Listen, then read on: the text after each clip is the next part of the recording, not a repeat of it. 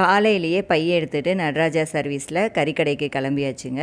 இன்றைக்கி பிரியாணி செய்யலான்னு சொல்லிவிட்டு கறி எடுத்துகிட்டு கொஞ்சம் தேவையான பொருள்லாம் வாங்கிட்டு வர போயிட்டேன். நான் தேவையான பொருள்லாம் வாங்கிட்டு வரத்துக்குள்ளே என்னோடய அசிஸ்டன்ஸ்லாம் வந்துட்டு பிரியாணிக்கு தேவையானதெல்லாம் ரெடி பண்ணி கொடுத்துட்ருந்தாங்க. நான் தான் மெயின் செஃப்பு. என்னோடய அம்மா, என் தங்கச்சி, எங்கள் பாப்பா எல்லாம் வந்துட்டு தேவையான ரெடி பண்ணி கொடுத்துட்ருந்தாங்க. வெங்காயம், இஞ்சி பூண்டு பேஸ்ட்டு, புதினா எல்லாம் கிள்ளி கொடுத்துட்ருந்தாங்க. இங்கே ஒரு சைடு மட்டன் வேக போட்டாச்சு, இன்னொரு சைடு வந்துட்டு வெங்காயம் வதங்கிட்டு இருக்குது. தேவையான பொருள்லாம் எடுத்து வச்சுருக்கிறேன். பிரியாணி செய்யும்போது அப்பப்போ எனர்ஜிக்காக எங்கள் அம்மா வந்துட்டு சத்து மாவு கூழும் மோரும் ரெடி பண்ணி வச்சுருக்காங்க.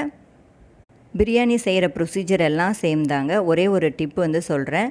நம்ம வெங்காயம் வதங்கினதுக்கப்புறமா ஐஸ் கொழுப்பு வந்து கொஞ்சமாக சேர்த்து வதக்கி விட்டோம்னா பிரியாணியில் ஈரப்பதமும் எண்ணெய் பதமும் அப்படியே இருக்கும், நல்லாயிருக்கும், காஞ்சி போகாது. அதுக்கப்புறம் தம் போடும்போது அடியில் தோசைக்கல் வச்சு மேலே வந்துட்டு நல்லா சுடு தண்ணி ஊற்றி அதுக்கு மேலே வந்துட்டு நல்லா மூடி போட்டு மூடி வச்சிட்டோம், வெயிட்டாக வச்சிட்டோம் அப்படின்னா மேலே இருக்கிற அரிசியும் வெந்திருக்கும், அடியில் இருக்கிறதும் வெந்திருக்கும். அவங்க பிரியாணி ரெடியாகிடுச்சு. ஃபேமிலியோடு என்ஜாய் பண்ணி சாப்பிட்டோம்.